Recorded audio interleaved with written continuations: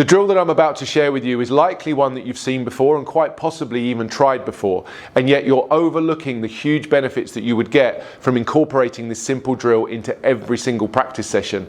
It's used by the best players in the world, and I'll also show you why they choose to do this, as well as share with you an example from a lesson this week where a student of mine came in struggling with inconsistent contact, and yet in 15 minutes we were able to add more than 15 yards to his shots.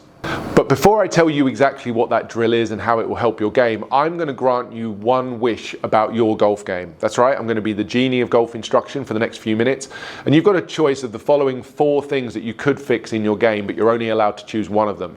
Number 1, would you fix the bent left arm or lead arm in your swing? Golfers struggle to keep that lead arm straight both in the backswing and the follow through. I can fix that for you with one wish if you like. Or choice number 2 would be the chicken wing, the elbows flexing and pulling apart through impact. If you've seen that look in your swing, you likely don't like it and you probably want to fix it. Or choice number 3 would be your excessively out to in swing path, fixing the swing path that is excessively across the ball that at the moment leads to you losing distance and slicing the ball typically. There's a large number of golfers that have that problem. Maybe you'd choose number 3. Or choice number 4 would be, I could grant you the wish of hitting the center of the club face every single time you swing. Which one of those 4 would you pick? Well, hopefully if you've played along, you'll likely choose number 4. And that's because the other 3 can exist in golf swings that are still functional. Whereas poor contact, hitting the ball at random points on the club face, is directly correlated to bad golf. High handicappers struggle to hit the center of the club face, meaning their balls fly in all sorts of different directions and all sorts of different distances. Conversely, the best players hit the center of the club face more often than anybody else, and as a consequence of that, they're able to control their ball better than anybody, most likely being able to control the distance that they hit the ball. If you've ever had that shot with your 7-iron that flew 30 or 40 yards longer than it should have done, whilst that might seem like a nice thing, it's not really very practical when you're out on the golf course, when you're hoping that club flies 150 and yet it has the potential to fly 180, or a bad one may only fly 100. If you have that sort of dispersion and that sort of range in your iron shots, then you're never going to be a good golfer. So hitting the ball in the center of the club face is a skill that the best players show and demonstrate, and you can even see them practicing it on the driving range. This video of Tommy Fleetwood doing this drill, where he's really trying to control the environment with which his club can travel through, is an indication of how important the best players in the world think that this skill is. And yet, you know this skill is important, this drill that I'm going to show you is very simple, and yet you don't do it. Why is that? Well, I have a couple of ideas about why that might be, and I'm going to share those with you later in the video. But first of all, let me show you exactly what we're talking about here and exactly how much distance you're leaving on the table when it comes to inconsistent ball striking. I've got the TrackMan set up here with the impact location here. I am hitting my own 8-iron, and the screen here is going to show you where I'm making contact on the club face. So as I just go ahead and hit one, that one felt pretty solid, just warming up here, getting into this. That's a pretty nice shot, hit it pretty close to the center of the club face. Why does that matter? Well, the closer I hit to the center of the club face, the more of the club speed that I generate gets transferred into the ball and becomes ball speed. And that ball speed equals distance. So as we look at the TrackMan there, I managed to swing that at 83 miles per hour, 112.5, 113 miles per hour of ball speed, which produced a carry distance of 154 yards. That's an 8-iron, that's pretty standard carry distance for my 8-iron. So that would be a stock 8-iron shot there. Hit it pretty close to the center of the face. Speeds and distances match up nicely. And that would be valuable because if I could keep doing that, I would have an expectation of how far this club should fly. So let me now get back onto the mat and hit one with the same club. I'll try and keep the same speed. Remember, the same swing speed that you are always trying to do when you swing. I'm going to try and keep the speed the same, but on this one I'm going to try to purposely hit it off center. I'm going to try and hit it towards the toe of the golf club, the edge here, and see what happens to that ball speed and that distance. You may hear that on the microphone, I'm not sure. I hit that so far out of the toe. TrackMan's probably not doing that full justice as to how far towards the toe that I hit that. Club speed. I actually swung 1 mile per hour faster. That was 84 miles per hour versus 83. So I'm happy that I was able to do that. The ball speed dropped to 106 miles per hour. 106 miles per hour, which is a huge drop in ball speed. And what did that do to the distance? It took it from 154 yards carry to 141, 142 yards carry. It's nearly 10% drop in distance just because of where I struck that on the face. Nearly 15 yards. 15 yards for an 8-iron. Imagine how much you're leaving on the table if you have the same strike issue with the longer clubs, and particularly the driver. So how could you tell where you're striking the ball on the club face if you don't have access to a $20,000 TrackMan? Well, there's a couple of options for you, but the very best one is to buy yourself some foot spray powder.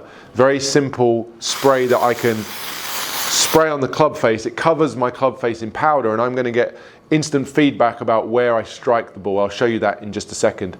Other options available to you are things like face tape. You may have seen the pieces of sticker tape that you can put across the club face, which will show you where you hit the ball on the face, but please don't pay too much attention to the rest of the data that you get when there is tape on the club face. Covering over the grooves reduces spin and makes the ball fly further, so you'll get some bad data if you're looking at other things. But if you want to use it just for impact location and checking where you're striking the ball on the club face, then impact tape can be a good option. So let me show you how one of these looks with the face sprayed with the powder. I'm going to go ahead and hit one more normal 8-iron. Felt pretty good, a little bit low on the face.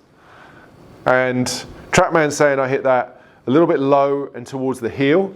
If I bring that over to the camera, you'll see that I hit that a little bit low and slightly towards the heel.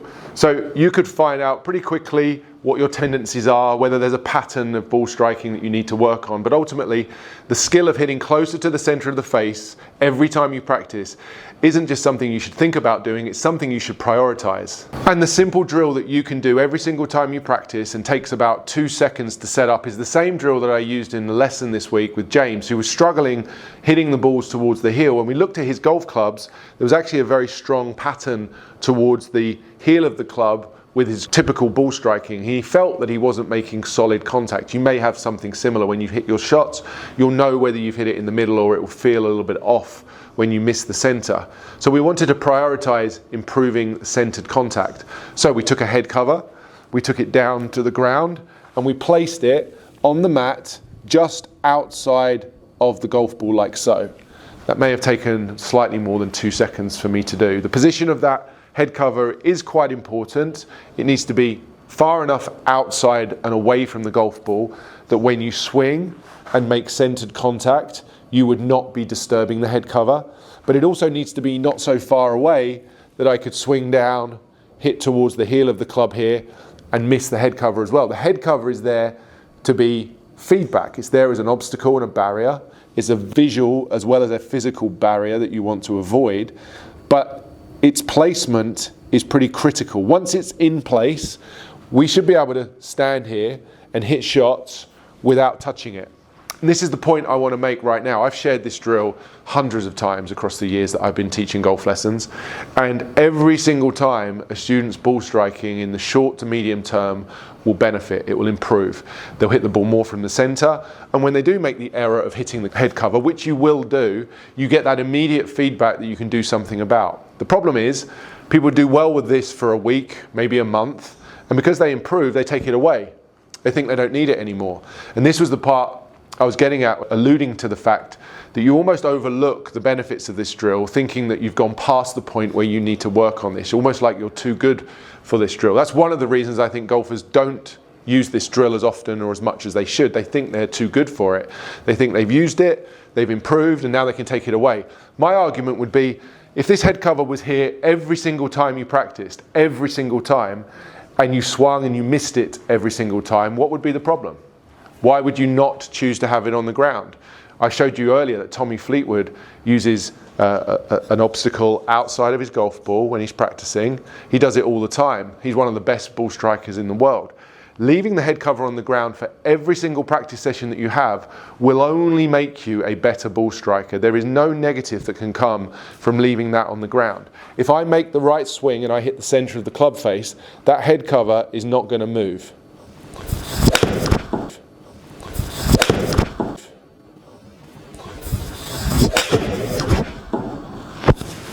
Now, you may find that it encourages me to, or you to pull the club towards you and hit a little bit more towards the toe. That one was slightly towards the toe. But you get the idea. If you created a barrier, if you created this gateway that your club is allowed to move through and put constraints in place of where you don't want the club to move through, you're only going to be learning good habits. And there are other variations to this drill to make it harder, change the task slightly. You could have a second head cover, create an actual gate that your club has to travel through so you don't get any leeway either toe or heel side.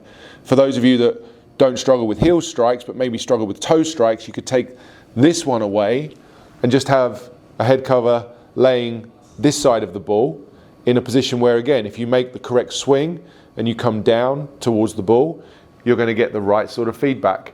Hitting the head cover doesn't mean you are a failure at this drill necessarily. It just gives you that feedback immediately that you could do something about. So I always think choosing to use this is always going to be more valuable than not having it there. If the feedback isn't on the ground and you make this error, how would you even know unless you were checking and tracking your ball strike location either on a launch monitor or via this powder that I'm using here? So it's important that you consider how valuable this drill is, how simple it is, and yet the benefits far outweigh how complex this is to set up.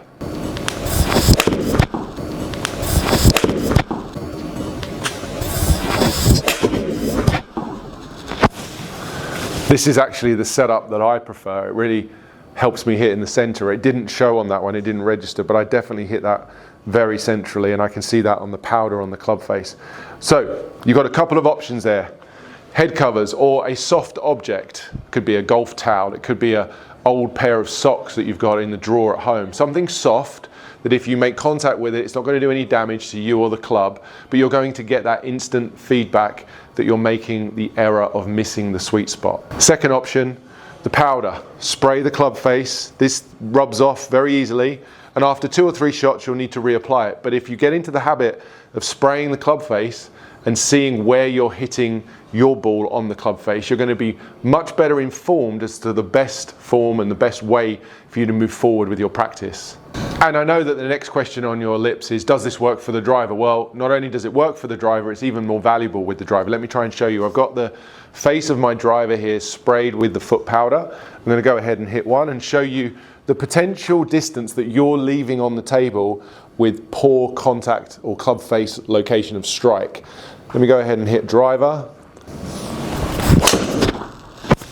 That one felt very, very slightly towards the toe. Yeah, it was a little bit down on the bottom and towards the toe. Not completely out in the middle, but certainly a shot that I'd be pretty happy with. I got 252 yards of carry there.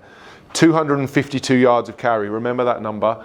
That was a 300-yard rollout drive with 103 miles per hour of clubhead speed. These numbers we'll come back to because they're going to be important in a minute when I hit the next shot, which is more off-center. And 152 miles per hour of ball speed. So those numbers are going to be relevant. Hitting slightly towards the toe with the driver, which I did there, you'll see, is definitely, in fact, infinitely more beneficial than hitting towards the heel. So now I'm going to try and hit one off center on the other side of the club face, much more towards the heel of the club, towards the shaft here, and see what that does to the distance. Well, I was able to hit it on the heel, very far on the heel. It wouldn't surprise me if TrackMan didn't pick it up. It did pick it up. The strike was right down here. It's almost on the shaft. I mean, that's about as far off center as I could swing. Unfortunately, my speed dropped a touch as I did that. It went down to 99 miles per hour. So I wasn't quite able to retain exactly the same clubhead speed. So although some of these other numbers are going to drop, a tiny part of that is because the speed was a bit slower. But the ball speed dropped nearly 20 miles an hour, in fact 20 miles per hour, 132 compared to 152. That's enormous. The carry distance down at 187, that's 63 yards, 64 yards difference in carry. That's insane for like a 3 mile an hour drop in club speed. Just understand that the strike location where you hit your ball on the club face is far more vital and important than adding a couple of yards of club head speed. Total distance at 245. That thing finished at 245. The previous swing was nearly 300. So a drop there of over 50 yards in total. Hopefully that helps to communicate to you the importance of this skill, and you can do this practice every time you go to the range. Super simple to set up, easy to get some feedback. I'd encourage you to buy some foot spray and give this a try, and just start working on hitting the ball in the center of the club face as often as you possibly can. If you did find the video valuable today, then I'd love you to hit the like button and subscribe to the channel. I'd also ask one more thing of you. If you don't mind hitting the share button and sharing this video with at least one of your golfing friends. If you found it valuable, I know they would too. And the more people that we can help with this channel, the bigger we can grow and the more videos like this I can provide for you. If you're looking for a systematic way to train and improve your ball striking, then I made this 16 video series called Tour Quality Ball Striking. There's over an hour of content here that talks you through not only the technical skills that you need to learn and how to do them, but also a whole host of drills and training aids you can incorporate into your practice in order to elevate your ball striking to a completely new level. This video series has been met with a tremendous reviews. Everybody so far has given it 5 stars. I think you'll enjoy it as well. If you're looking to stop clicking on different YouTube tips and trying to piece them together yourself, this video series does the hard work for you. Everything you need to know about better ball striking in one video series. I'll put the link down in the description. I'd love you to check it out. And if you'd like to continue your journey right now on YouTube and watch another video, then I know this one here will really interest you. This expands the conversation and topic today about ball striking. We go from talking about whether we're hitting on the toe or the heel to talk about whether we're hitting high or low on the club face, controlling the low point, another fundamental skill to great golf, and you can learn more about that by clicking right here.